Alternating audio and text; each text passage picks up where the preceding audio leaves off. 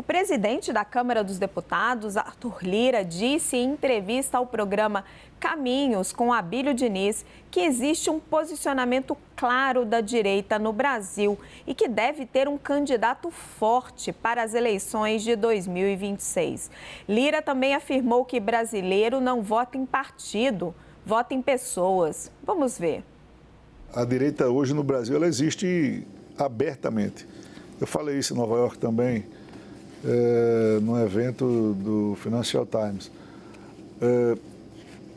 Quem pensa conservador no Brasil, quem pensa de maneira mais liberal, quem pensa à direita na sua ideologia, ele vivia calado. Ele se confundia com o eleitor de centro. E como nunca enxergava uma pessoa que ele pudesse depositar os seus votos, ele ficava ali, indo e voltando de acordo com a temperança de cada candidato à presidência do Brasil, no aspecto de que no Brasil a gente não vota nos partidos, a gente vota nas pessoas. As pessoas, exatamente. Né? Então hoje não, hoje claramente você vê um país que está posicionado 30 e tantos por cento de um lado, 30 e tantos por cento do outro, alguns porcentos ali ainda indecisos que vão para um lado, que vão para o outro, dependendo de como a onda queira ser surfada no momento. Mas hoje já existe um posicionamento claro de direita. E qualquer nova liderança que consiga, com equilíbrio, com altivez, demonstrar que é viável, ele vai ser um forte candidato em 26. Se vai aglutinar apoio, se vai pegar um momento com mais propulsão na economia ou que menos, isso vai ser decisivo. Então, por certo, a direita terá um candidato. A entrevista completa com Arthur Lira você vê no programa Caminhos com Abílio Diniz, nesta segunda às 10h15 da noite, logo após o WW. Caio Junqueira. Arthur Lira fala de uma liderança de direita com equilíbrio e altivez. Tá falando de quem? Bom, boa tarde a todos. Raquel, enquanto a gente tiver um governo de esquerda, vai ter uma oposição à direita. O que está se pintando muito, tendo visto o avanço aí dessas investigações contra o Bolsonaro, até do processo eleitoral no TSE, é o que já vem algumas pessoas chamando de pós-Bolsonaro, né? Bolsonaro veio como um fenômeno muito forte, muito intenso, sobrepondo ali, ocupando um espaço, vamos dizer assim, da direita, da centro-direita tradicional brasileira, que perdeu sucessivas eleições presidenciais. E Bolsonaro conseguiu ocupar esse espaço, não conseguiu se reeleger, agora passa ali por algumas dificuldades, muitas dificuldades, no âmbito criminal, no âmbito eleitoral, e aí sim abre-se essa margem para discutir esse pós-Bolsonaro, quem que seria esse nome. O que a gente ouve com muita frequência nessas rodas, o nome aqui do próprio Tarcísio, o nome do Romeu Zema, Eduardo Leite lá no Rio Grande do Sul, mas ainda está muito longe, né? Tem muita coisa para acontecer até 2026. Fato é que dentro do Congresso Nacional, a gente vê uma atuação do Congresso Nacional muito à direita, muito de centro-direita, tanto que o governo Lula vem enfrentando dificuldades em avançar em algumas medidas, em algumas pautas, por resistência do próprio Congresso Nacional, que tem uma visão mais liberalizante da economia. Então, você tem um caldo, não é porque o Lula ganhou que necessariamente a direita se fragilizou, porque o Congresso Nacional eleito nas eleições do ano passado tem essa característica de ser mais à direita do que tradicionalmente sempre foi. Agora, eu particularmente acho difícil a gente jogar ali para 26. Quando a gente fala aqui no Palácio dos Bandeirantes, sempre o projeto do Tarcísio é colocado como algo para 2030, né? Então tem muita coisa para acontecer, mas é fato que, como a direita o governo Bolsonaro foi muito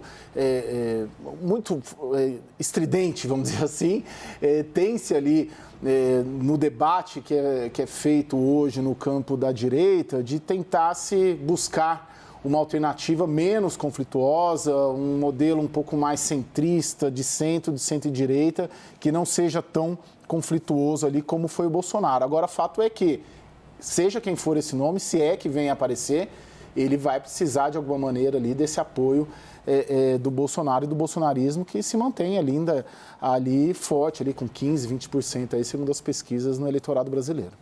Janaína, o Caio dizia, né, que os planos do Tarcísio são para 2030. Hoje conversava com aliados muito próximos do governador e eles diziam, não, ele está focado no trabalho dele aqui no governo de São Paulo, só pensa nisso, aquele discurso de praxe.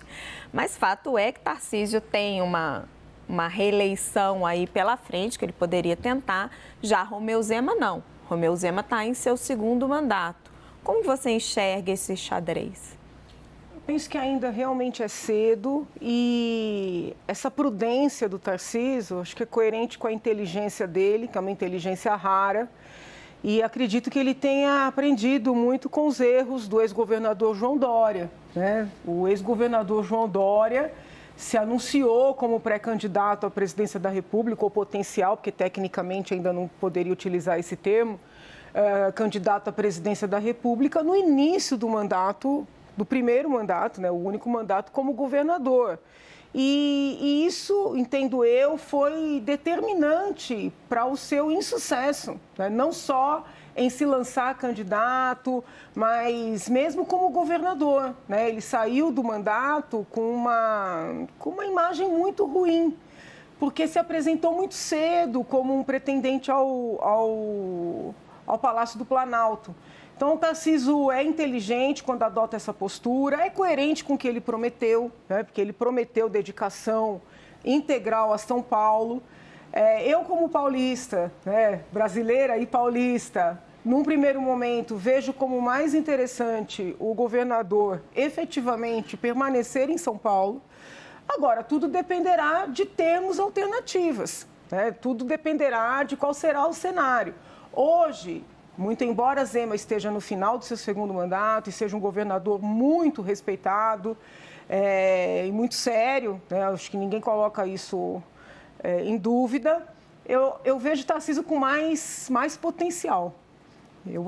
Pelo perfil, pela abordagem, ele é bastante conciliador, tem mostrado isso no próprio mandato, mas é melhor que tenhamos alternativa.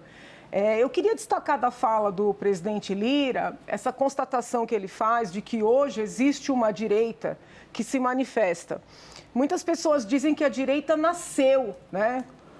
Ou com as manifestações de 13, ou com o próprio processo de impeachment, com a Lava Jato, com o Bolsonaro, cada um coloca aí um marco inicial, mas a verdade é que a direita sempre existiu, né? Essa direita, pode-se dizer, conservadora em alguns aspectos, liberal em outros, sobretudo na economia, só que ela era esmagada pelo autoritarismo dos governos de esquerda e ela toma coragem de se manifestar e também por isso, né, pela falta de costume com a existência de uma direita que se apresenta, que se manifesta, está havendo toda uma releitura dessa liberdade de expressão e de manifestação que foi muito festejada e defendida por juristas, inclusive no âmbito do próprio Supremo Tribunal Federal, quando era uma liberdade ainda a ser expressada e conquistada pela esquerda, né? Quando passa a surgir uma direita que quer ter os mesmos direitos, nós estamos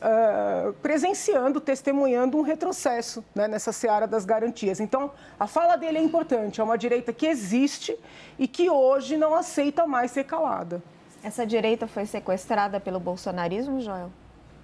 O bolsonarismo conseguiu dar expressão a muitos sentimentos que possivelmente já existiam, sim, Janaína, na sociedade, mas que de alguma maneira não se expressavam muito politicamente até então, né? E que a partir de 2013, depois de 2014, com o impeachment também, passou cada vez mais a se fortalecer e a se mostrar uma direita que nega muito frontalmente muitos dos elementos que constituíam o status quo político brasileiro, uma revolta contra o modo de se fazer política no Brasil, uma revolta contra também a corrupção, também valores morais mais conservadores do que os valores dominantes numa certa elite cultural brasileira. Então, trouxe uma série de coisas e o Bolsonaro, não vou dizer aqui se com verdade ou com ilusão, soube ou conseguiu expressar e encarnar isso num dado momento e está cristalizado.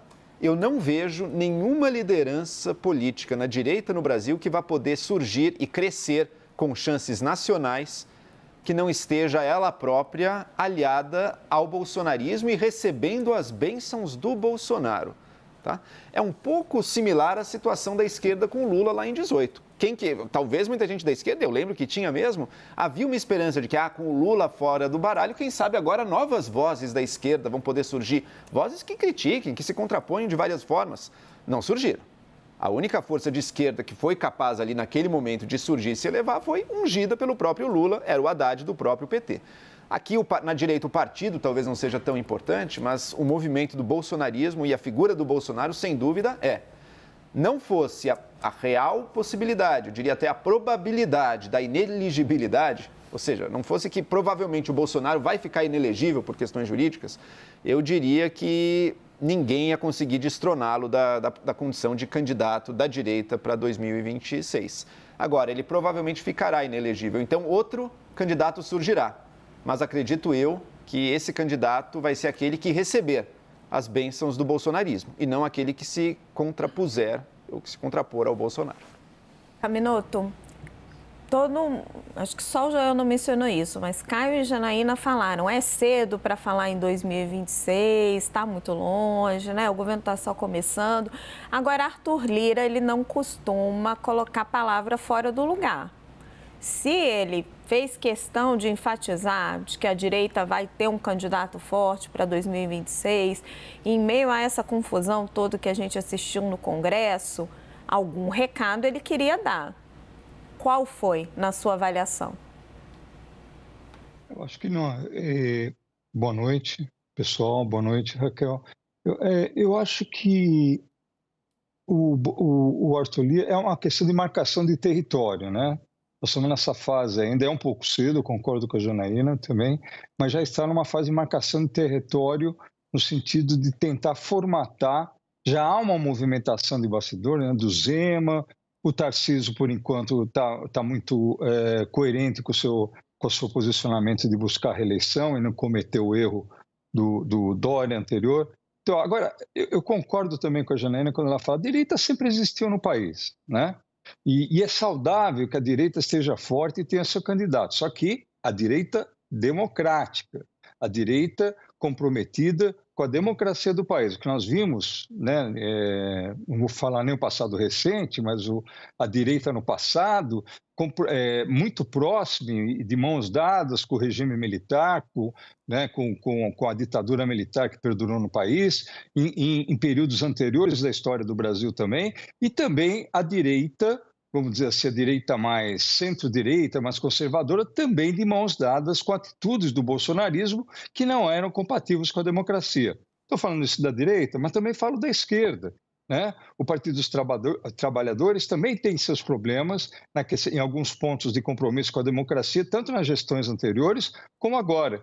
Então, eu acho assim, ter um candidato de direita forte para 2026 é muito importante. Eu tendo a concordar com o Joel, acho muito difícil que não seja o Bolsonaro que não tenha a benção do Bolsonaro. E aí nós temos um problema, é um candidato de direita ou é um candidato do bolsonarismo? É bem diferente isso. Eu jogo para você a mesma pergunta que eu coloquei para o João. Que recado o Arthur Lira queria dar?